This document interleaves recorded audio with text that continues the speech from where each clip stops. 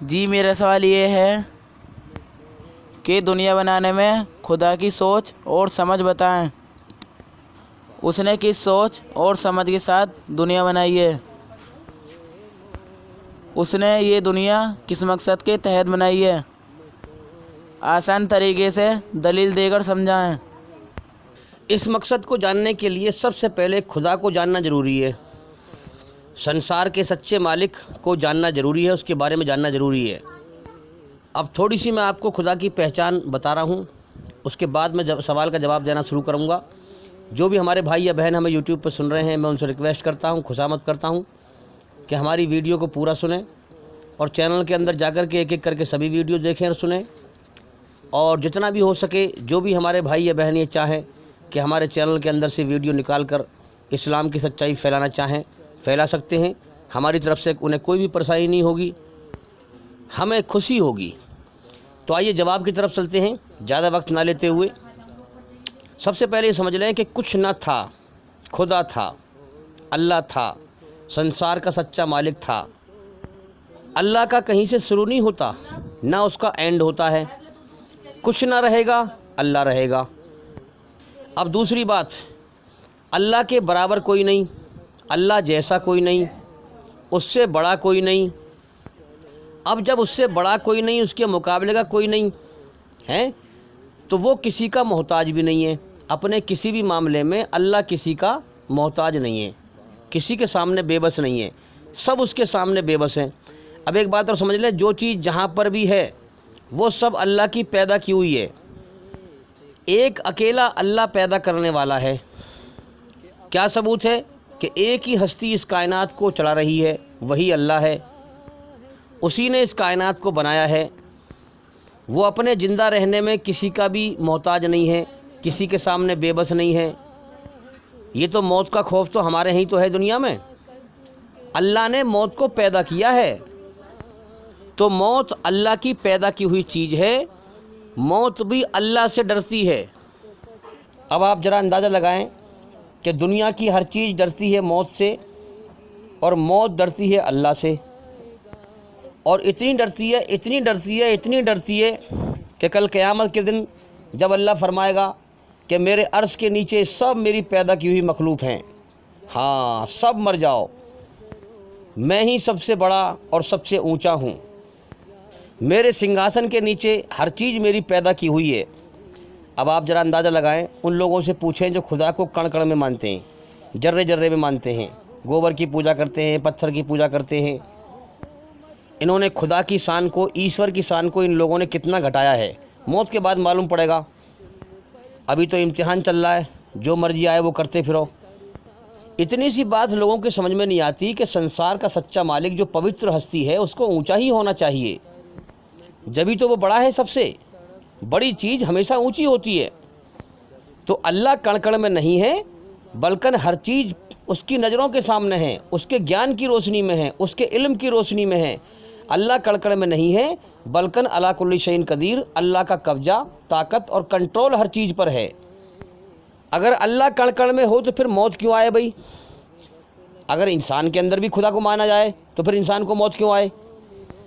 بھائی انسان کے اندر خدا ہے، کڑ کڑ میں خدا ہے، تو پھر خدا جہاں ہوگا وہاں موت آئے گی بھلا؟ تو ان ساری چیزوں کا مر جانا، مٹ جانا، یہ ثبوت ہے کہ خدا ان کے اندر نہیں ہے، یہ خدا کی پیدا کی ہوئی چیزیں ہیں۔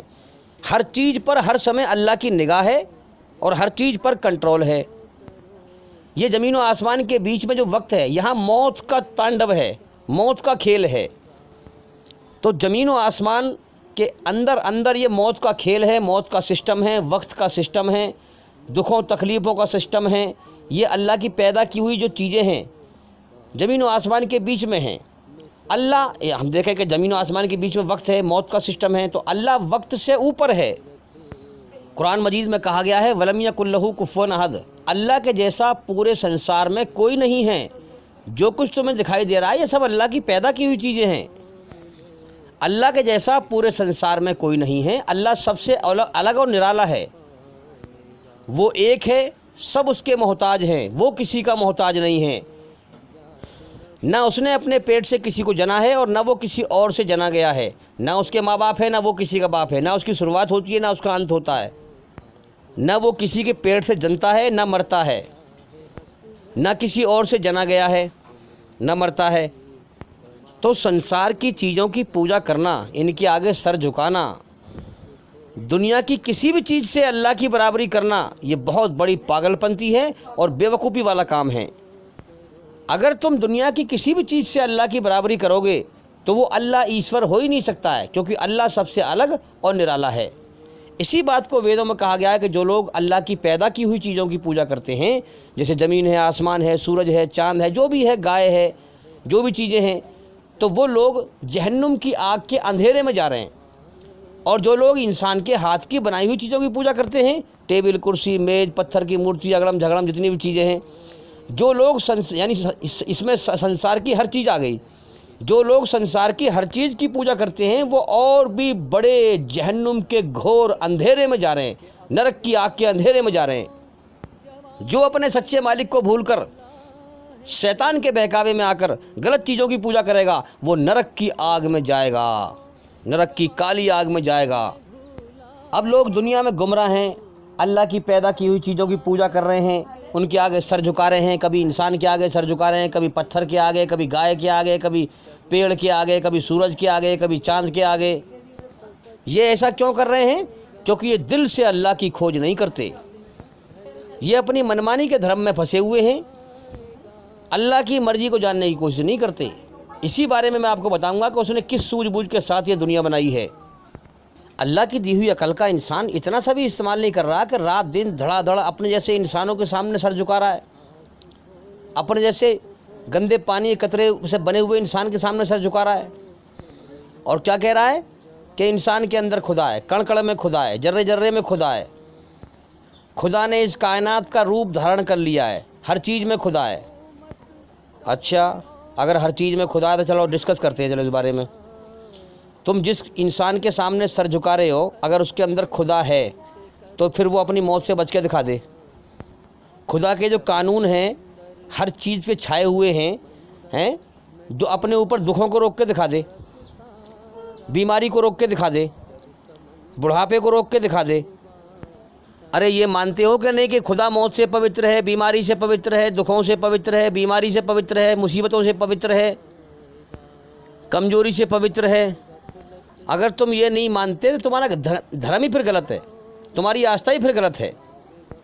تم اگر یہ سوچتے ہو کہ ہمارے خدا کو، ہمارے بھگوان کو کسی نے بنایا ہے تو تمہاری آستھا ہی غلط ہے، پھر تمہارا دھرم ہی غلط ہے۔ اب جس انسان کے سامنے تم سر جھکا رہے ہو، کوئی ہستی ہے جو یہ ثبوت تمہیں دے رہی ہے کہ میں کچھ سمے کے بعد اسے موت دے کے اٹھاؤں گا؟ اگر اس کے اندر میں ہوتا تو یہ نہ مرتا، کیونکہ میں موت سے پوتر ہوں۔ کیا دیکھتے ہیں کہ کچھ سمے کے بعد جس انسان کے سامنے سر جھکایا جا رہا تھا اس کو موت دے کے اٹھایا، اس ہستی نے بتایا کہ یہ میری پیدا کی ہوئی چیز تھی، مخلوق تھی، میں ہی سب سے بڑا طاقتور ہوں، سب کو موت دیتا ہوں، ہاں خود موت سے پوتر ہوں، موت کو بھی میں نے پیدا کیا ہے۔ تو تم اگر اس انسان کو خدا سمجھ کر سر جھکا رہے تھے تو پھر اسے موت دے کے کس نے اٹھایا؟ اس سے بڑا طاقتور کون ہے پھر؟ موت دے کر اٹھایا اور تمہیں اپنی خاموش قدرت سے بتایا کہ میں ہی عبادت کے لائق ہوں، میں ہی پوجا کرنے کے لائق ہوں، میں نے تمہیں اپنی عبادت کے لیے پیدا کیا ہے۔ تو اے انسان، اپنی جیسی چیزوں کے آگے نہ جھک، مجھے پہچان، میرے آگے جھک، میرا کوئی روپ آکار نہیں ہے۔ تو جس انسان کے سامنے تم سر جھکا رہے تھے، اس انسان کو اصلی خدا نے موت دے کر اٹھایا اور یہ بتایا کہ یہ میری پیدا کی ہوئی مخلوق تھی اور میں اس کا خدا تھا، میں اس کا خدا ہوں۔ تو یاد رکھیں، ہر چیز خدا کے وجود سے قائم ہے، اور ایسا نہیں ہے کہ خدا کا وجود نہ رہے گا، بلکہ ہمیشہ رہے گا۔ تو اللہ کے سوا ہے کچھ نہیں، سب کچھ اللہ ہی اللہ ہے۔ نعوذ باللہ اللہ نہ ہو تو کچھ بھی نہ ہو، تو ایسا ہو نہیں سکتا نعوذ باللہ کہ اللہ نہ ہو، ہاں لیکن اللہ نہ ہو تو سب کچھ نہ کچھ بھی نہ ہو، سب کچھ اللہ کے وجود سے قائم ہے۔ اگر زمین اپنے وجود سے قائم ہے، بنی ہوئی ہے، تو اللہ ہے تو زمین ہے، اگر آسمان ہے تو اللہ ہے تو آسمان ہے، اگر پیڑ پودے ہیں اللہ ہے تو پیڑ پودے ہیں، सूरज अगर है तो अल्लाह है तो सूरज है, चांद अगर है तो अल्लाह है तो चांद है, अल्लाह है तो इंसान है, अल्लाह है तो आसमान है, अल्लाह है तो तारे हैं, अल्लाह है तो हर चीज़ है। तो मौत इस तरह कांपेगी अल्लाह से डर कर कि जब अल्लाह हुक्म देगा, जब सारी कायनात को फना कर देगा, मौत बचेगी तो अल्लाह फरमाएगा, ए मौत तू भी मेरी पैदा की हुई चीज़ है, मखलूक है, तू भी मर जा। तो मौत की वो ख़तरनाक चिंगाड़ होगी जब मौत को भी मौत दी जाएगी। तो सब डरते हैं मौत से और मौत डरती है अल्लाह से। तो मेरे भाइयों, खुदा से बड़ा कोई नहीं है, उसे किसी भी मामले में किसी की कोई ज़रूरत नहीं है, वो किसी का भी मोहताज नहीं है, सब उसके मोहताज हैं। उसे किसी ने नहीं बनाया, सबको उसने बनाया है। वो सबसे ऊंचा है, बाकी हर चीज़ उससे नीची है। वो अपनी पैदा की हुई चीज़ों में सबसे अलग और निराला है। तो याद रखें, खुदा के अलावा कोई दूसरा खुदा नहीं है। अगर होता तो उससे लड़ता, जब दोनों में लड़ाई होती तो कायनात के चलने में दिक्कत आती, तो ये कायनात टूट फूट कर बर्बाद हो जाती। अब सवाल ये था कि खुदा ने, अल्लाह ताला ने ये कायनात किस सूझबूझ और किस समझ के साथ बनाई, किस मकसद के तहत बनाई। तो आइए अब मैं शुरुआत करता हूँ, सवाल के जवाब की तरफ चलता हूँ। अब क्योंकि अल्लाह से बड़ा कोई नहीं, उसके मुकाबले का कोई नहीं, वो किसी के आगे बेबस नहीं, उसको किसी की ज़रूरत नहीं, तो अब अल्लाह की हर पैदा की हुई चीज़ उसने अपनी इबादत के लिए पैदा की है कि मेरे सामने सर झुकाओ, मेरे आगे हाथ फैलाओ, मैंने तुम्हें पैदा किया है, मैं ही तुम्हारी ज़रूरत पूरी करूँगा, मेरी ही इबादत करो। इबादत का मतलब क्या है? यानी कि अल्लाह ने जीवन दिया है, खिला रहा है, पिला रहा है, उसका एहसान मानना, उसका एहसान मानकर अपनी मर्ज़ी से उसके एहसान की मोहब्बत में डूब कर और अल्लाह के सामने सर झुकाना और अपनी खुशी से, अपनी मर्ज़ी से अल्लाह के हर हुक्म पे चलना। तो अल्लाह की पैदा की हुई चीज़ जो जहाँ पर भी है वो अल्लाह की इबादत करती है। इंसान और जिन्नात को अल्लाह ने छूट दी है, फ्री विल दिया है, इसको इम्तिहान लिया है। मुस्लिम का मतलब क्या है? अल्लाह की आज्ञा का पालन करना, अपनी खुशी से उसकी मर्ज़ी पे चलना। तो इंसान और जिन्नात के अलावा सारी कायनात मुस्लिम है, अल्लाह की आज्ञाकारी है, उसके हुक्म पर अपनी मर्ज़ी से चलने वाली है। इंसान का टेस्ट है। अब देखिए, अल्लाह ताला ने सबसे पहले क्या किया? कलम को पैदा किया, फिर दवात को पैदा किया, फिर इंसानी अकल को पैदा किया, दुनिया के सारे इंसानों की अकल को पैदा किया और फिर फरमाया कि मेरे नज़दीक सबसे ज़्यादा पसंदीदा अकल है। तो पसंदीदा अकल क्यों है? क्योंकि अकल को एक काम दिया, क्या? कि दुनिया में जाकर बिन देखे मुझे पहचानना। और आप देखेंगे दुनिया में सारा खेल अकल का है और अकल का ही इम्तिहान है। अकल से इंसान जन्नत में जाएगा, अकल से ही जहन्नुम में जाएगा। अब अल्लाह ताला ने सारी दुनिया के इंसानों की अकल से फरमाया कि ए अकल, अगर दुनिया में तूने बिन देखे मेरी तरफ ध्यान लगाया कि कौन है मेरा पैदा करने वाला, किसने मुझे जीवन दिया है, कौन कायनात चला रहा है, मेरी जान किसके कब्ज़े में है, उसने मुझे क्यों पैदा किया है, मुझसे चाहता क्या है, अगर तूने शैतान के रास्ते से हटकर और मेरी पैदा की हुई चीज़ों की पूजा को छोड़ करके मेरी तरफ देखा, ऊपर को देखा, कायनात से ऊपर को, और मेरी तरफ ध्यान लगाया, और जिस मकसद से तुझे मैंने पैदा किया है कि दुनिया में जाकर मेरी पहचान करना बिन देखे, अगर तूने मुझे पहचाना और मेरी खोज की, मेरी पैरवी की, जो आसमान पे से मेरे पैगाम, मेरे मैसेज आए, उसकी तूने पैरवी की, उसके द्वारा मेरी खोज की, तो मैं तेरी अकल को सुधार दूंगा, बेहतरीन अकल बना दूंगा। अपनी रचना के आधार पर तुझे पूरी तरह बुराई से बचने की और पूरी तरह अच्छाई पर चलने की समझ दूंगा। तुझे अच्छाई और बुराई समझा दूंगा और गुमराहियों से बाहर निकाल लूँगा, अपना सच्चा रास्ता दिखा दूंगा।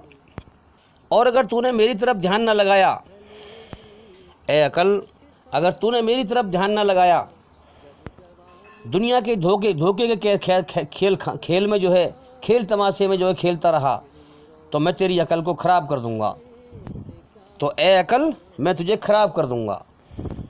अब अल्लाह ताला ने इंसान के पैदा करने से पहले फरिश्ते भी पैदा कर रखे थे, وہ اللہ کی عبادت کرتے تھے۔ قرآن مجید میں ہے سورہ بقرہ میں، جب اللہ نے فرشتوں سے کہا کہ میں دھرتی میں ایک انسان خلیفہ پرتیندھی بنانے والا ہوں، تو فرشتوں نے کہا کہ یا اللہ تیری عبادت، تیری تعریف، تیری پرشنسا، تیرے گنگان کرنے کے لیے ہم ہیں تو صحیح، پھر کیا ضرورت ہے انسان کو پیدا کرنے کی؟ وہ دھرتی میں خون خرابہ کرے گا۔ تو اللہ نے فرمایا جو میں جانتا ہوں وہ تم نہیں جانتے۔ تو فرشتوں نے کہا کہ بے شک ہمیں تو اتنا ہی گیان ہے جتنا آپ نے ہمیں کو دے دیا ہے، ہمیں اس سے زیادہ کچھ اور پتہ نہیں ہے، بے شک سب کچھ جاننے والا اور سمجھنے والا تو ہی ہے۔ تو اللہ تعالیٰ نے پھر یہ کائنات بنائی، دھرتی کا بچھونا بچھایا۔ تو یہ دھرتی بہت اونچی نیچی تھی، مگر انسان، اللہ نے اب میرے بندے چلیں گے اس پر، ان کا امتحان ہوگا، اس کو پلین کر دیا۔ اب آپ دیکھیں جہاں جہاں انسانی آبادی ہے وہاں پلین ہے کہ نہیں، سڑک ہیں، روڈ ہیں، اور جہاں انسانی آبادی نہیں ہے وہاں اونچی اونچی پہاڑیاں، ٹیلے، وادیاں، گہرائی، جھیل۔ تو پہلے یہ بہت گہری اور بہت اونچی جھیل، بہت اونچی اور بہت گہری تھی ہر جگہ سے، اللہ نے اس کو پلین کر دیا۔ آسمان ایک دھوئیں کی طرح جب پیدا کیا تھا تو اس کو ٹھیک کیا، آسمان کو ستاروں سے سجایا، چاند اور سورج سے چمکایا، 6 دن میں یہ کائنات بنائی، قرآن مجید میں ذکر ہے۔ اب 6 دن کتنے بڑے ہیں، کیا ہیں، یہ اللہ کو پتہ ہے۔ جو لوگ یہ کہتے ہیں کہ بھائی زمین آسمان پہلے سے ہی تھے، اللہ نے ٹھیک کر دیے، نہیں، ایسا نہیں ہے، غلط ہے بالکل۔ پہلے سے کچھ نہیں تھا، صرف اللہ تھا۔ ہر چیز کو اللہ نے پیدا کیا اور اسے ٹھیک ٹھیک بنا دیا۔ بھائی سائنس نے بھی پروف کیا ہے کہ زمین آسمان چمٹے ہوئے تھے، آپس میں چپکے ہوئے تھے، اور قرآن میں بھی ذکر ہے کہ اللہ نے یہ کائنات 6 دن میں بنائی اور زمین آسمان چپکے ہوئے تھے، اللہ نے حکم دیا، ایک دھماکہ ہوا اور یہ کائنات الگ الگ وجود میں آ گئی، جس دھماکے کو آج کی سائنس بگ بینگ کہتی ہے۔ تو اللہ تعالیٰ نے یہ کائنات بنائی، زمین کو پھیلا دیا، انسانوں کے لیے وسیع بھوت کر دیا، اوپر چھت آسمان کو بنا دیا، آسمان کو تاروں سے چمکا دیا، چاند سورج سے چمکا دیا، اس کائنات میں وقت کو داخل کر دیا، وقت چلتا رہتا ہے، رکتا نہیں ہے، ایک پل میں ہی آگے نکل جاتا ہے، اور آدمی ٹھیک سے سوچ پاتا نہیں اور پردے سے منظر بدل جاتا ہے۔ کیا دیکھتا ہے انسان کہ ٹھیک سے دنیا کو دیکھ بھی نہیں پاتا، کہ جہاں جھونپڑی بننی تھی وہاں کوٹھی بن گئی، اب جو چھوٹے چھوٹے بچے تھے ٹھیک سے دنیا کو دیکھ بھی نہیں پایا، وہ جوان ہو گئے، 6 مہینے بعد اگر کہیں جائے تو دیکھتا ہے کہ یار کتنے لوگ مر گئے۔ تو یہ ہے اس دنیا کی حقیقت، اس دنیا کو اسی طریقے سے اللہ نے بنایا ہے۔ اب اس کا سسٹم کیسا بنایا کہ دن کے پیچھے پیچھے رات کو لگا دیا، روشنی کے پیچھے اندھیرے کو لگا دیا، زندگی کے پیچھے پیچھے موت کو لگا دیا، سکھ کے پیچھے پیچھے دکھ کو لگا دیا۔ سورج کو اس حساب سے بنایا تاکہ دنیا کے انسانوں کو سبق حاصل ہو، تاکہ میرے بندے میری خاموش قدرت کو دیکھ کر مجھے پہچانے۔ سورج کو اس حساب سے بنایا کہ صبح کو نکلتا ہے، صبح اس کا بچپنا ہوتا ہے، پھر دھیرے دھیرے جوانی آتی ہے، دوپہر کو دھوپ تیز ہو جاتی ہے، اور پھر دھیرے دھیرے اس کی جوانی ڈھلتی رہتی ہے، اور پھر شام کو بڑھاپا آ کر یہ ختم ہو جاتا ہے۔ اس کو اس حساب سے اس لیے بنایا تاکہ میرے بندے سورج کو دیکھ کر کے میری قدرت کو پہچانے اور مجھے پہچانے اور نصیحت حاصل کریں کہ ہم بھی ایسی پیدا ہوئے ہیں، اور پھر ہماری جوانی آتی ہے، اور پھر جوانی کے بعد پھر جوانی ڈھلتی ہے، پھر بڑھاپا آتا ہے، پھر مر جانا ہے، دنیا سے چلے جانا ہے، تاکہ سورج کو دیکھ کر نصیحت حاصل کریں، سبق حاصل کریں، اور میری طرف دھیان لگائیں کہ کون ہے اس کائنات کو چلانے والا۔ اللہ نے سورج کو پیدا اس حساب سے کر کے یہ بتایا کہ لوگوں دیکھو اتنا بڑا سورج ہے، پوری کائنات کو روشن کرتا ہے، یہ تمہیں بتا رہا ہے کہ صبح کو میں نکلتا ہوں، پھر میری جوانی آتی ہے، پھر بڑھاپا آتا ہے، پھر مجھے موت آ جاتی ہے، شام کو ختم ہو جاتا ہوں، تو میں روز اپنے کرموں سے دکھاتا ہوں کہ دیکھو تمہیں بھی اس طرح مرنا ہے، دنیا کو ہمیشہ کا گھر سمجھ کر دل مت لگاؤ۔ ہاں، اللہ نے سورج سے فرمایا کہ ان دنیا کے انسانوں کو میری قدرت سمجھا، تو سورج ہمیں اپنے کرموں سے سمجھاتا ہے کہ اے دنیا کے انسانوں، دیکھو میرے ماتھے پر غلامی کا داغ ہے، میں دنیا میں آزاد نہیں ہوں۔ اگر میں آزاد ہوتا تو 10-5 دن کی چھٹی کر لیتا اپنی مرضی سے، مہینے 2 مہینے کی چھٹی کر لیتا۔ میں نکلتا ہوں تو تم کام کرتے ہو، اگر میں نہ نکلوں گا تو تم کچھ نہیں کر پاؤ گے۔ تو میرے ماتھے پر ایک غلامی کا داغ ہے، میرا ایک مالک ہے جس نے مجھے بنایا ہے اور اپنی غلامی کے بندھن میں باندھ رکھا ہے۔ تو سورج ہمیں بتاتا ہے، سمجھاتا ہے کہ دیکھو میں اپنے مالک کے بندھن میں بندھا ہوا ہوں، میری پوجا مت کرو، میرے کرموں سے پہچانو کہ میں غلام ہوں کسی کا، اس کے حکم سے نکلتا ہوں، اس کے حکم سے چھپتا ہوں۔ جب تک وہ حکم دیتا رہے گا میں نکلتا رہوں گا، چھپتا رہوں گا، اور جب وہ حکم دے گا میں الٹا نکلوں گا۔ ہاں، قیامت سے پہلے سورج الٹا نکلے گا، کیونکہ ابراہیم علیہ السلام نے نمرود سے کہا تھا کہ میرا رب وہ ہے جو سورج کو ادھر سے نکالتا ہے ادھر چھپاتا ہے، اور وہ چاہے تو ادھر سے نکال دے ادھر چھپا دے، الٹا کر دے۔ اگر تو خدا ہے تو تو نکال کے دکھا دے۔ تو نمرود کی سٹی بٹی گول ہو گئی ہیں، ہاں، تو نمرود جو ہے خاموش ہو گیا۔ ہاں، اللہ نے بھی فرمایا کہ ہم اپنے ابراہیم علیہ السلام کی بات کو پورا کریں گے، قیامت سے پہلے سورج کو الٹا نکالیں گے۔ اب سورج ہمیں اللہ کی قدرت سے سمجھاتا ہے کہ دیکھو لوگوں، میرے ماتھے پر موت کا داغ ہے، میں ہمیشہ رہنے والا نہیں ہوں۔ کیا ثبوت ہے کہ میں تمہیں روز، میری شروعات ہوتی ہے اور تمہیں روز ختم ہو کے دکھاتا ہوں، ایک دن میں ہمیشہ کے لیے ختم ہو جاؤں گا۔ چاند کے ماتھے پہ موت کا داغ ہے، آسمان کے ماتھے پر موت کا داغ ہے، کائنات کی ہر چیز کے ماتھے پر موت کا داغ لگا ہوا ہے۔ دن نکلتا ہے، یہ سمجھا کے جاتا ہے کہ دیکھو میں نکلا ہوں، اب ختم بھی ہو جاؤں گا، اے دنیا کے انسانوں تم بھی ختم ہو جاؤ گے۔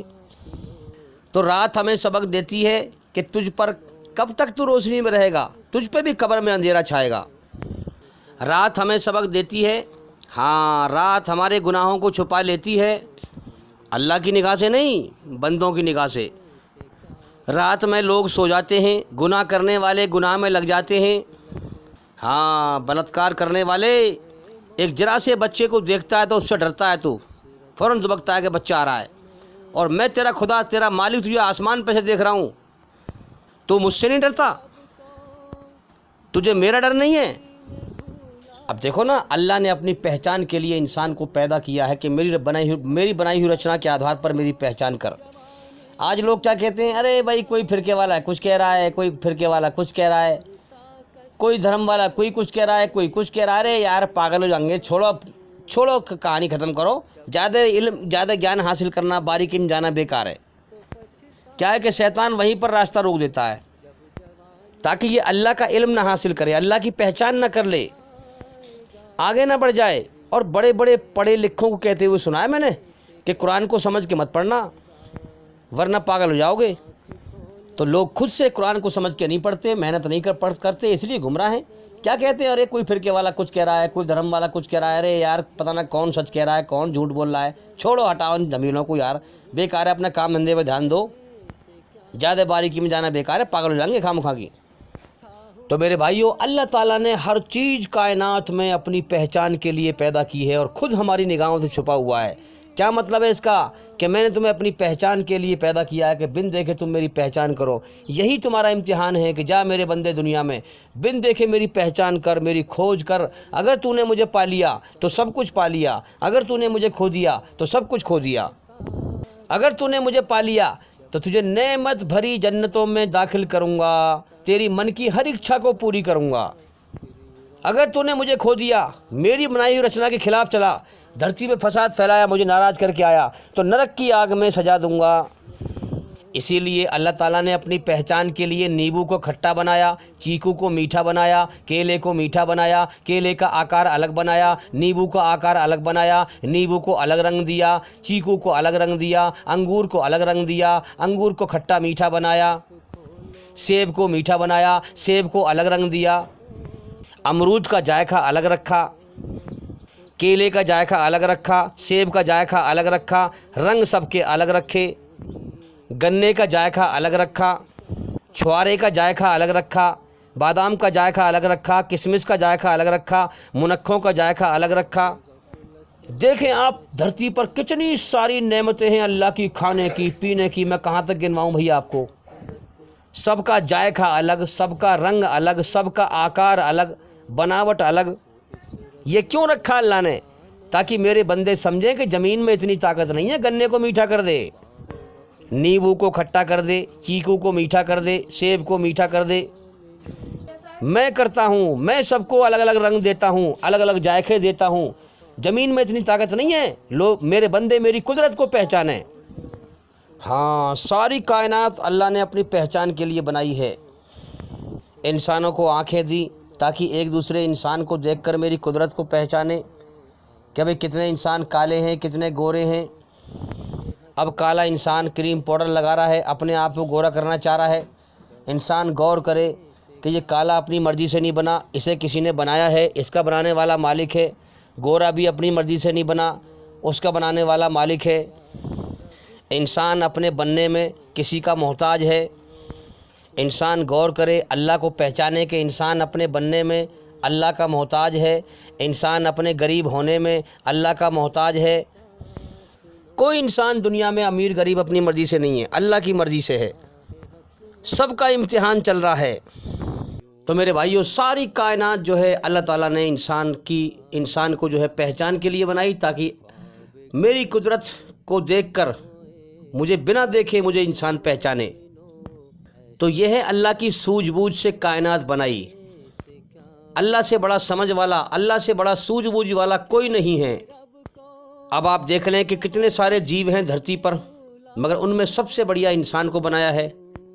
انسان کے اندر ترقی کرنے کا مادہ رکھا ہے، سورگ کے سپنے رکھے ہیں اس کے اندر۔ انسان ہی دنیا میں ترقی کرتا ہے۔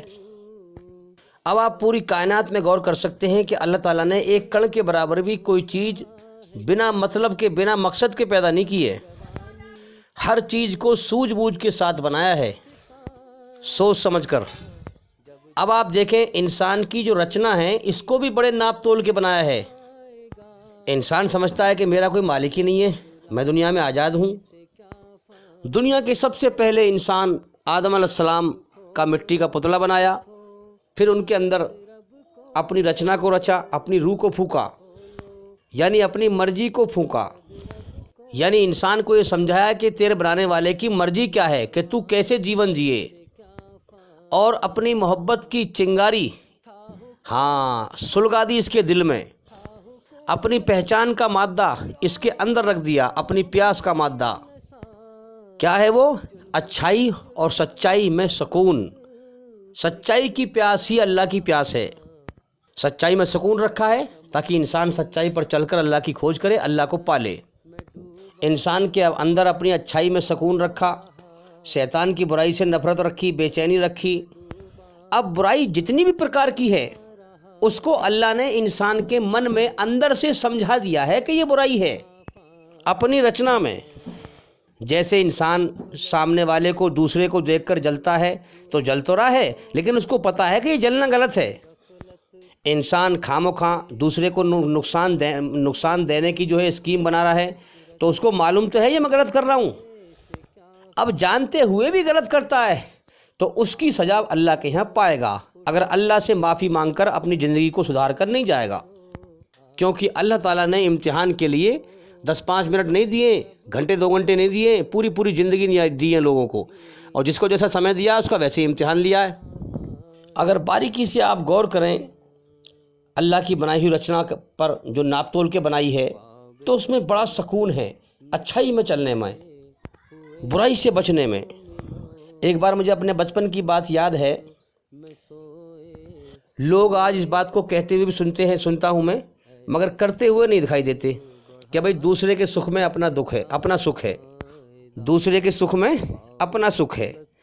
تو بچپن کی حالت میں جو میرا ایک دوست تھا، مجھے اپنے گھر بلا کے لے گیا۔ اب اس کے گھر میں جو ہے اس کے ماں اور بھائی وغیرہ، بہن وغیرہ، وہ صفائی کر رہے تھے ایک جگہ سے۔ تو وہاں پر جو ہے دوست کہنے لگا بھئی تم بھی کرا دو صفائی، تو بھی صفائی کرا دے۔ تو میں بھی صفائی کرانے لگ گیا۔ تو میں نے کافی محنت کری، لمبا چوڑا گھر تھا، لکڑی وکڑی کوڑا اوڑا پڑا ہوا تھا کافی۔ تو میں نے صفائی کرائی، شام ہو گئی تو مجھے بڑا سکون ملا، من کے چلو بھئی ان کی صفائی ہو گئی، اچھا ہوا، گندگی صاف ہو گئی۔ تو دوسرے کے سکھ سے مجھے بھی سکھ ملا۔ آج کے زمانے میں اس رچنا کو اتنی بری طرح لوگوں نے بگاڑا ہے کہ انسان آج اپنے دکھ سے پریشان نہیں ہے، دوسرے کے سکھ سے پریشان ہیں، حسد میں، جلن میں، اور اندر سے بے چین ہیں، اور پھر کہتا ہے مجھے سکون نہیں ہے۔ ارے جب تو ایشوری رچنا کے خلاف چلے گا، برائی پہ چلے گا، تو بے چین تو رہے گا ہی، ظاہر سی بات ہے۔ اچھائی کی تاثیر اللہ نے سکون رکھی ہے، شانتی رکھی ہے، اور برائی کی تاثیر بے چینی رکھی ہے۔ برائی اپنے کرنے والے کو بے چین کر دیتی ہے، تو جب برائی پہ چلے گا تو بے چین تو ہوگا، ظاہر سی بات ہے۔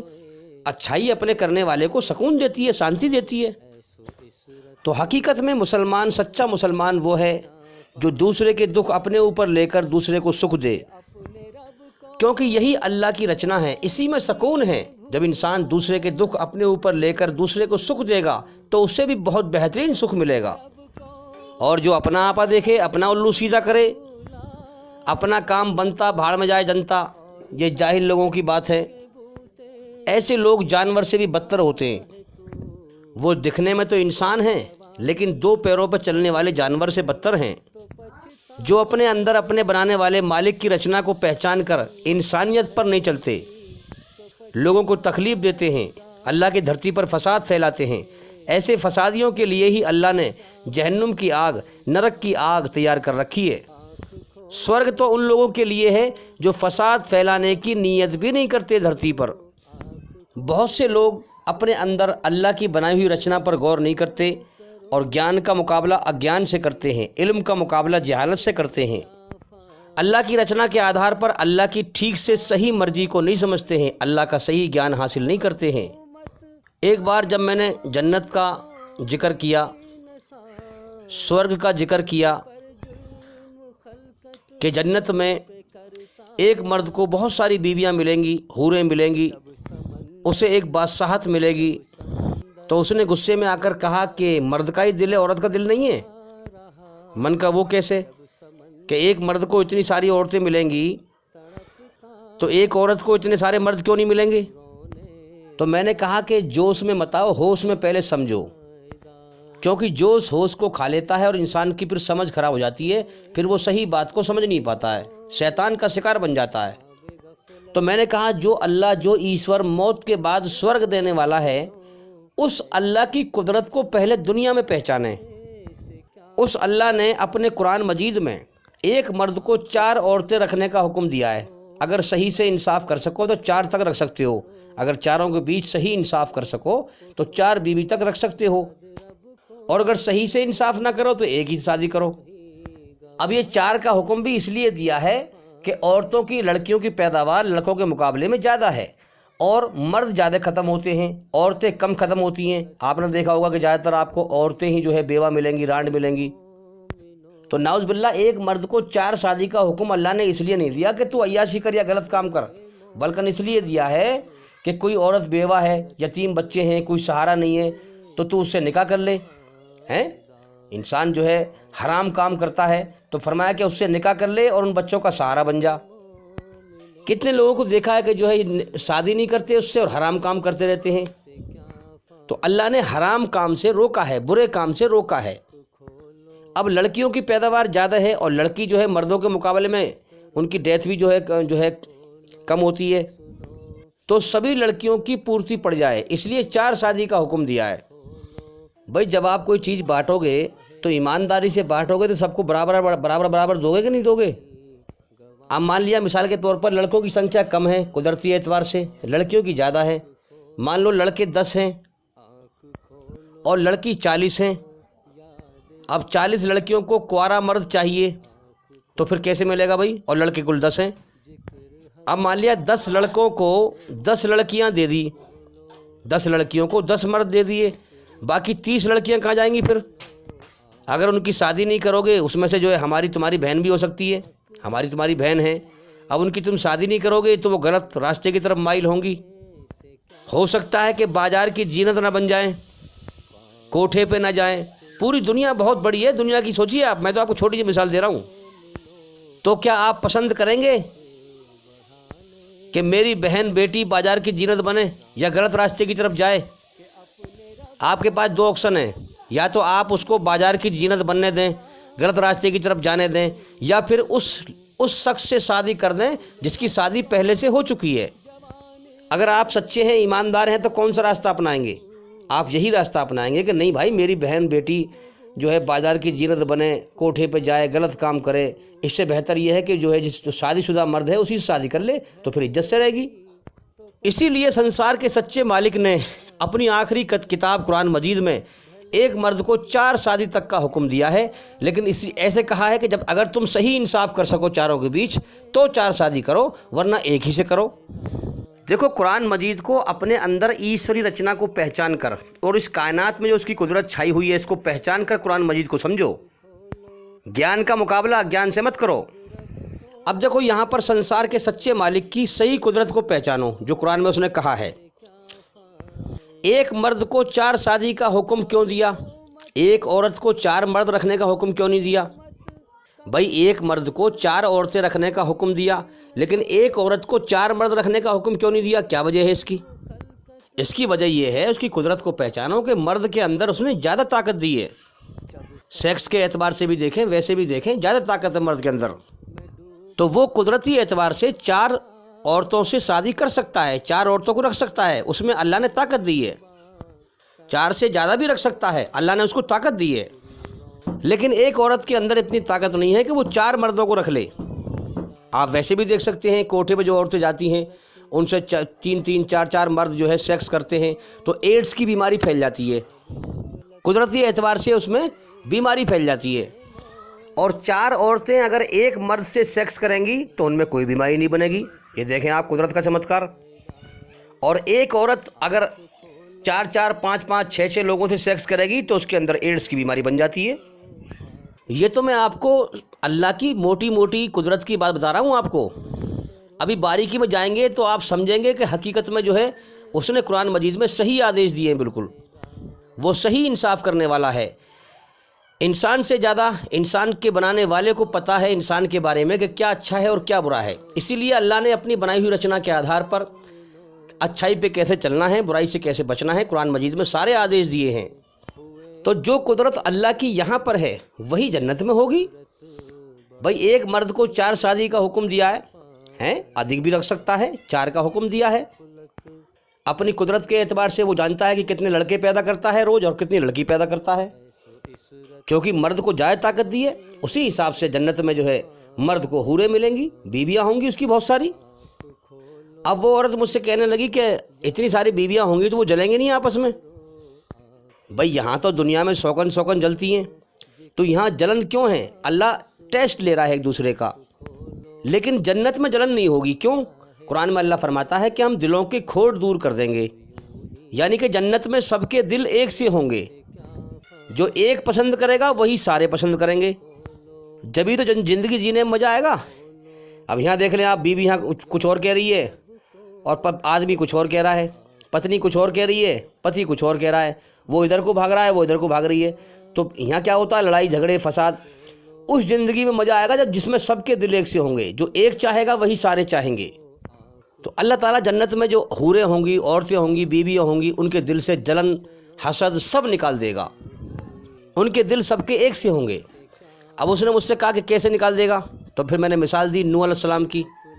بھائی، نوح علیہ السلام نبی تھے، جب انہوں نے اپنی قوم کو سمجھایا، اللہ کے بندوں کو سمجھایا جو دھرتی پہ آباد تھے کہ اللہ کی طرف دھیان لگاؤ، اللہ کی عبادت کرو، برائی پہ مت چلو، اس کی بنائی ہوئی رچنا کے آدھار پر اسی کی عبادت کرو۔ تو قوم نہیں مانی۔ جب قوم نہیں مانی تو اللہ کا عذاب آیا، سزا آئی اللہ کی۔ نوح علیہ السلام سے اللہ نے کشتی بنوائی، ناؤ بنوائی، اور اللہ نے حکم دیا کہ جو تمہارے ساتھ تھوڑے بہت لوگ ایمان لائے ہیں وہ اور سارے جانور بے قصور تھے، ان کو سب کو ناؤ میں سوار کر لو، آسمان سے برسات ہوگی، یہ قوم تباہ ہوگی، اب اللہ کی سزا آئے گی دردناک۔ یہ قوم اللہ کی بنائی ہوئی رچنا کے خلاف چل رہی ہے، برائی سے باز نہیں آ رہی ہے، اس لیے اس پہ عذاب آئے گا اب۔ تو نوح علیہ السلام کو حکم دیا کہ شیر ہے، ہرنی ہے، بکری ہے، چیتا ہے، چوہے ہیں، بلی ہے، بہت سارے جانور تھے۔ تو نوح علیہ السلام نے کہا کہ یا اللہ، شیر کو چڑھاؤں، بکری کو بھی چڑھاؤں ساتھ میں؟ شیر تو بکری کو کھا جائے گا، کیونکہ شیر تو ہرنی کے پیچھے بھاگتا ہے نا کھانے کے لیے، بکری کو کھا لیتا ہے، ہرنی کو کھا لیتا ہے، جو اس کا شکار ہے وہ کھائے گا، اور بلی چوہے کو کھا جائے گی۔ ایسے جانور بہت سارے تھے جو ایک دوسرے کے دشمن تھے، ایک دوسرے کو کھانے والے تھے. تو اللہ نے فرمایا نوح میرے پیغمبر، ان جانوروں کے اندر دشمنی کس نے ڈالی ہے؟ جو شیر بھاگتا ہے ہرنی کے پیچھے کھانے کے لیے، بکری کے پیچھے، یہ دشمنی کس نے ان کے دل میں ڈالی ہے؟ تو نوح علیہ السلام نے کہا کہ یا اللہ آپ نے ڈالی ہے. تو اللہ نے فرمایا کہ ہم ہی ان کی دشمنی ختم کر دیں گے، ان کے دل سے دشمنی نکال دیں گے. تو اس بات سے آپ سمجھ سکتے ہیں کہ جنت کے اندر جو حوریں ہوں گی، جو بیویاں ہوں گی، ان کے دل سے دشمنی، نفرت، جلن اللہ تعالیٰ سب دور کر دے گا، ان کے دل سے کجی نکال دے گا اور سب کے دل پاک بنا دے گا، ایک جیسے بنا دے گا. اللہ کے لیے کیا مشکل ہے بھائی، وہ کچھ بھی کر سکتا ہے. تو جو اللہ کو پہچان کر اللہ کو راضی کر کے مرے گا، اللہ اس کی من کی ہر اچھا کو پوری کرے گا. اللہ کے لیے کوئی کام مشکل نہیں ہے. تو میرے بھائیو، اللہ نے انسان کے اندر اپنی رچنا رچی، جیون جینے کے دو راستے انسان کو سکھائے، اچھائی پہ چل یا برائی پہ چل. یا تو اللہ کی کھوج کر مجھے کس نے پیدا کیا، کیوں پیدا کیا ہے، کہ میری طرف دھیان لگا کے میرا احسان مان، میری بنائی ہوئی رچنا کے طریقے پہ چل، میرے احسان کی محبت میں ڈوب کر میری عبادت کر. تو یا تو مجھے مالک پہچان لے، تو حقیقت میں تیرا مالک ہوں، مجھے مالک پہچان کر میرا احسان مان اور میرے احسان کی محبت میں ڈوب کر میری عبادت کر، میرے سامنے سر جھکا، میرے آگے ہاتھ پھیلا، مجھے پالنے والا سمجھ، اپنی مرضی سے میرے حکموں کو پہچان اور میری مرضی پہ چل، اپنی مرضی پہ نہ چل. میری مرضی پہ چل کر اگر تو مجھے راضی کر کے آئے گا تو اس کا انجام بنایا ہے میں نے سورگ، جنت، ہمیشہ کامیابی کا جیون جو میرا انعام ہے. یا پھر بنا مالک کے اپنے آپ کو آزاد سمجھ، میری بنائی ہوئی رچنا کے خلاف چل، شیطان کے راستے پہ چل. دو ہی راستے ہیں، رحمان کا راستہ یا شیطان کا راستہ. میری ناشکری کر، میرا انکار کر. جیون کا تو یہ سمے دیا ہے میں نے، اچھے کو بھی موت دیتا ہوں، برے کو بھی موت دیتا ہوں. تو برائی کا انجام، میری ناشکری کا انجام، میری ناقدری کا انجام، میرے انکار کرنے کا انجام مرنے کے بعد نرک کی آگ ہے جو میری دردناک سزا ہے. نرک کیا ہے؟ اللہ کا غصہ. جنت کیا ہے؟ اللہ کی رحمت. اب بتاؤ مجھے ایمانداری سے، اللہ نے یہ قانون بنایا ہے، کیا اس میں کہیں ظلم ہے؟ ایمانداری سے بتاؤ، جس ہستی نے سب کچھ بنایا ہے، کیا اس کا حق نہیں ہے اس قانون کو بنانے کا؟ کہ انسان کچھ نہ تھا، اس نے پیدا کیا، جیون دیا، ساری عمر کھلاتا ہے، پلاتا ہے، اپنی رچنا کو اس نے اپنے انسان کے اندر رچ دیا، اپنی اچھائی میں سکون رکھ دیا، شیطان کی برائی سے نفرت اور بے چینی رکھ دی. اب انسان کو چاہیے کہ اپنے مالک کی طرف غور کرے، جیون کے کسی سمے میں تو غور کرے کم سے کم. اور پھر اللہ تعالیٰ پیغمبروں کو دنیا میں بھیج کر اپنی بنائی ہوئی رچنا کے آدھار پر سچ اور جھوٹ دکھاتا ہے، اس میں ٹیسٹ لیتا ہے، امتحان لیتا ہے. کون ڈرتا ہے، کون نہیں ڈرتا ہے اللہ سے، کون احسان مانتا ہے، کون ناشکری کرتا ہے. اور پھر قدم قدم پر جب انسان گناہ کرتا ہے تو اس کو بے چین کر دیتا ہے، اندر سے اپنا غصہ دکھاتا ہے. اور جب انسان اچھا کام کرتا ہے تو اس کو سکون دیتا ہے، اپنی رحمت دکھاتا ہے. ہر قدم قدم پہ اللہ تعالیٰ انسان کو جیون جینے کی راہ بتاتا ہے کہ اچھائی پہ چل، برائی سے بچ، اچھائی پہ چل، برائی سے بچ. اب بدبخت انسان پھر بھی غور نہ کرے، اللہ کی ناشکری کر کے مر جائے تو پھر مرنے کے بعد اس کا انجام اللہ نے نرک کی آگ رکھا ہے. تو کون سا ظلم کیا ہے اس میں؟ دیکھو نا دنیا میں کتنے لوگ ہیں جو اللہ ہی نے جیون دیا، اللہ ہی کا کھا رہے ہیں اور اللہ ہی کے سچے دھرم اسلام سے دشمنی نبھا رہے ہیں اور دھرتی پر فساد پھیلا رہے ہیں، قتل و غارت پھیلا رہے ہیں. اب ایمانداری سے بتاؤ، اللہ تعالیٰ موت جب دے گا انہیں اٹھائے گا، اگر انہیں نرک کی آگ میں سزا دے گا تو کون سا ظلم کرے گا پھر؟ ارے جس نے جیون دیا، جس کا ساری عمر کھایا پیا، اسی کی ناشکری کی، اسی کو للکارا، اسی کی سچائی کو نہ مانا. اور سچائی کا پیغام جب سامنے آیا، اللہ نے بھیجا اپنے نیک بندوں کے ذریعے سے، تو اور اکڑ گئے، گھمنڈ میں آ گئے، فسادی بن گئے. تو پھیلا کب تک پھیلائے گا فساد؟ آخر تجھے مرنا ہے، جیون کا سمے پورا کر رہا ہے اللہ تعالیٰ، جیون کا سمے پورا کرا رہا ہے. جس دن موت دے کے اٹھائے گا نرک کی آگ میں جائے گا اگر اسی حالت میں مر گیا. اور جو انسان اللہ کی بنائی ہوئی رچنا کے آدھار پر اللہ کو راضی کرے، محنت کرے، سچائی پہ چلے، بھلائی پہ چلے، دھرتی پر فساد پھیلانے کی نیت بھی نہ کرے، اللہ کا احسان مانے، اس کے احسان کی محبت میں ڈوب کر اس کے سامنے سر جھکائے، ہاتھ پھیلائے، اپنی مرضی چھوڑ کر اللہ کے احسان کی محبت میں ڈوب کر اللہ کے ہر حکم کو مانے جو اچھائی پہ چلنے کا ہے، اور جو اللہ کو راضی کر کے مر جائے. تو بتاؤ اللہ تعالیٰ ایسے اچھے انسان کو مرنے کے بعد اگر سورگ میں اچھا جیون دے گا تو کیا برا کرے گا؟ یہ اس کا حق ہے. جو اچھے کرم کر کے مرے وہ اچھا بدلہ پائے، یہ اس کا حق ہے. اور جو برے کرم کر کے مرے وہ سزا پائے، یہ اس کا حق ہے. اور یہی اللہ تعالیٰ کرتا ہے. اللہ تعالیٰ اپنی مخلوق کی خبر رکھتا ہے، وہ ہر بندے کے دل دماغ کا حال جانتا ہے. इस दुनिया में इम्तिहान लेने का तरीका उसका बहुत बेहतरीन बनाया गया है कि पूरी तरह से अच्छा इंसान, खरा इंसान साफ तौर पर पूरी तरह से छट जाए जन्नत के लिए, और खोटा इंसान पूरी तरह से बुरा साबित होकर छट जाए नरक के लिए। अब देखो ना, दिल में एहसास पैदा करता है, बुराई से बेचैनी, अच्छाई में सुकून, और फिर अपना पैगाम भेजता है अपने बंदों के ज़रिए से, और सबके दिल का हाल जानता है, कि ये भी जानता है कि ये पहचान रहा है कि मैंने इसको पैदा किया, ये मेरा पैगाम है, फिर भी नहीं मानना, हठ धर्मी दिखा रहा है, मुझी को ललकार रहा है। वो जानता है सबके दिलों का हाल, उसको सब खबर है दुनिया से कौन कैसे कर्म करके आया, मेरा एहसान मान के आया, नाशुक्री करके आया। तो जो जितनी मेहनत अच्छाई पर चल कर करके अल्लाह को राज़ी करके जाएगा, वो अल्लाह के यहाँ अपना वैसा ही मर्तबा पाएगा। अब जिसके दिल में अल्लाह का डर ना होगा, और वो लोगों को मट्टी मिलते हुए देखकर कहेगा अरे कुछ नहीं है मरने के बाद, और बिना मालिक के अपने आप को आज़ाद समझकर धरती पर फसाद फैलाएगा, जो कुछ जीवन है बस इसी को समझेगा, मौत के बाद की ज़िंदगी पर यकीन नहीं करेगा, अल्लाह की बनाई हुई रचना के खिलाफ चलेगा, अल्लाह को नाराज़ करके जाएगा, इतनी बड़ी कायनात को अल्लाह चला रहा है, अल्लाह से अंधा हो जाएगा। इतनी बड़ी कुदरत अल्लाह की इंसान के अंदर चल रही है, जब गुनाह करता है तो बेचैनी से भर देता है इंसान को, और जब अच्छा काम करता है सुकून से भर देता है। इस पे गौर न करेगा, अल्लाह की कुदरत से अंधा हो जाएगा। इतनी बड़ी कायनात चल रही है, इससे अल्लाह से अंधा हो जाएगा, और अपने आप को बिना मालिक के आज़ाद समझकर धरती पर फसाद फैला के मरेगा, अल्लाह को नाराज़ करके मरेगा, अल्लाह का इनकार करके मरेगा, और इस बात से अंधा हो जाएगा कि इंसान की जो आत्मा है, जो मेन चीज़ है शरीर के अंदर, रूह है, रूह को अल्लाह ताला पहले ही निकाल लेता है, शरीर को तुम बाद में मट्टी में दफनाते हो। अल्लाह सब कुछ कर सकता है, अल्लाह की कुदरत को न देखेगा कि वो कुछ भी कर सकता है। करोड़ों बरस मरे हुए इंसान को एक पल में जिंदा कर दे उसी शरीर के अंगों के साथ, उसके लिए क्या मुश्किल है। अल्लाह की कुदरत से अंधा हो जाएगा, अल्लाह को नाराज़ करके जाएगा, तो मेरे भाइयों मरने के बाद नरक की आग में जाएगा, तो कौन सा अल्लाह ताला जुल्म करेगा उसके ऊपर। अल्लाह जुल्म से पवित्र है, जुल्म नहीं करता किसी के ऊपर।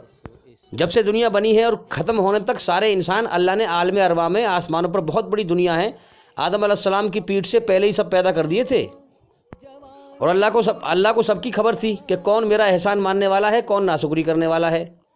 दुनिया में भेजने से पहले ही अल्लाह को खबर थी सबकी, ये उसका एक्स्ट्रा इल्म है, ज्ञान है। अब जैसे कि उसको पता था कौन अच्छा है कौन बुरा है, अगर वो अपने ज्ञान की रोशनी में अगर वो जन्नत और जहन्नुम में दाखिल करता, तो जो लोग जाते जन्नत में उन्हें तो कोई एतराज़ ना होता, जो जाते नरक में वो अल्लाह से झगड़ते, अल्लाह पे एतराज़ करते कि या अल्लाह कम से कम तू हमारा इम्तिहान तो लेता, हमसे कर्म तो कराता। तो वही कर्म कराने के लिए अल्लाह ने हमें दुनिया में भेजा है। भाई टीचर लोगों को बच्चों के बारे में जानकारी होती है कि नहीं, कौन सा बच्चा मेहनती है कौन सा बच्चा मेहनती नहीं है, तो उनको पता होता है। अगर वो पेपर कराने से पहले उन्हें पास और फेल कर दें, तो जो बच्चे पास हुए हैं उन्हें तो कोई एतराज़ ना होगा, जो फेल हुए हैं वो झगड़ा करेंगे, कम से कम आप हमारा पेपर तो लेते, टेस्ट तो लेते हमारा कम से कम। अब इस दुनिया से लोग कर्म कर के जा रहे हैं, अपना मुकद्दर लेके आते हैं दुनिया में। जब बच्चा पैदा होके आता है तो मुकद्दर लेके आता है, उम्र और रिजक, और जब वापस जाता है तो अपने कर्म ले जाता है। यहाँ से लोग छट के जा रहे हैं। अब जब अल्लाह फैसला करेगा जन्नत का और जहन्नुम का, तो जहन्नुम वाले कोई एतराज़ ना करेंगे, उनका जो सर है वो शर्म से झुक जाएगा कि हाँ वाकई में हम गुनहगार हैं, हम जहन्नुम के लायक ही हैं, अल्लाह ने सही फैसला किया है। फिर वो अल्लाह पर एतराज़ नहीं करेंगे, क्योंकि यहाँ से कर्म कर के जा रहे हैं सब। तो मेरे भाइयों, अल्लाह ताला ने जिन्नात और इंसान का इम्तिहान लिया है। जिन्नात हमें दिखते नहीं हैं, वो भी हमारी तरह अल्लाह की पैदा की हुई मखलूक हैं। तो इंसान और जिन्नात का इम्तिहान है, बाकी और किसी मखलूक का इम्तिहान नहीं है। बहुत से लोग गलत फहमी में ये समझते हैं कि पहले इंसान जो है बंदर थे। नहीं मेरे भाई, बंदर नहीं थे, इंसान ही थे। बंदर अल्लाह की अलग मखलूक है, और इंसान ही अल्लाह की सबसे बढ़िया मखलूक है। इंसान के अंदर तरक्की करने का मादा है। आप देखें 20,000 साल पहले जानवर जैसे रहा करते थे, परिंदे जैसे रहा करते थे, वो आज भी ऐसे ही रह रहे हैं। 10,000 साल पहले चिड़िया जैसे घोंसला बनाया करती थी, वो आज भी ऐसी बना रही है। मगर इंसान कितनी तरक्की कर रहा है, क्योंकि इसके अंदर जन्नत की इच्छाएं हैं, स्वर्ग की इच्छाएं हैं। इंसान कच्चे मकान से पक्की ईंट पर, फिर टैल पत्थर के मकान हो गए, शीशे के मकान हो गए, हवाई जहाज़ में उड़ रहा है, सड़कें बनी हुई हैं, कारों में चल रहा है। इंसानों के बाज़ार लगते हैं, हर तरह की खाने पीने की चीज़ होती हैं। इंसान की बरकत से, इंसान की वजह से और जीव भी खा लेते हैं। तुमने कभी जानवरों के बाज़ार लगते हुए देखे? इंसानों के बाज़ार लगते हैं, उसमें सब्ज़ी बिकती है, हर चीज़ बिकती है, और जो है इंसानों की दुकान होती हैं, परचूने की दुकान होती हैं, तरह तरह की दुकान होती हैं। अच्छा, अगर तुम ये समझते हो कि अभी इंसान आबाद है, पहले नहीं थे, تو پہلے کی انسانوں کی دنیا میں عمارتیں بنی ہوئی دیکھیں آپ، تاج محل ہے، لال قلعہ ہے، ان سے پہلے کی بھی نشانیاں ہیں۔ ایسا نہیں ہے کہ انسان ابھی آباد ہے، پہلے نہیں تھا، شروع سے ہی جو ہے انسان آباد ہے۔ آدم علیہ السلام کو جنت سے اس دنیا میں اتارا گیا تھا اور سارے انسان آدم علیہ السلام کی اولاد ہیں۔ تو یہ میاں بیوی کا جو رشتہ بنایا ہے اللہ نے، بنایا ہی اس لیے ہے تاکہ ان کے ذریعے سے جب یہ سمبھوگ کریں، ہم بستری کریں، تو ان کے ذریعے سے میں اپنے بندوں کو دنیا میں بھیجوں اور بندوں کو دنیا میں بھیجوں۔ اب دیکھو ہم ہیں، میں پہلے اکیلا تھا، پھر شادی ہوئی، اب مجھ پہ 5 بچے ہیں، تو اللہ تعالیٰ نے میرے ذریعے سے 5 انسان دنیا میں بھیج دیے، 5 روحیں دنیا میں بھیج دی، 4 لڑکے ہیں 1 لڑکی ہے، تو 5 روحیں دنیا میں بھیج دی امتحان کے لیے، ٹیسٹ لینے کے لیے۔ اب میری زندگی کا سورج ڈوب رہا ہے، میری زندگی کی شام ہونے والی ہے، میری زندگی ختم ہونے کی طرف جا رہی ہے، اور میرے بچوں کا سورج نکل رہا ہے زندگی کا، ان کا امتحان شروع ہے اور میرا امتحان ختم پر ہے۔ تو میرے بھائیوں، بے شمار اللہ کی قدرت ہے۔ ہاں، آپ ہمارے چینل کے اندر جا کر کے ایک ایک کر کے سبھی ویڈیو دیکھیں اور سنیں، آپ سمجھ جائیں گے اللہ کی قدرت کیا ہے۔ ہم کوئی بات ہوائی پیش نہیں کرتے، دلیل سے پیش کرتے ہیں۔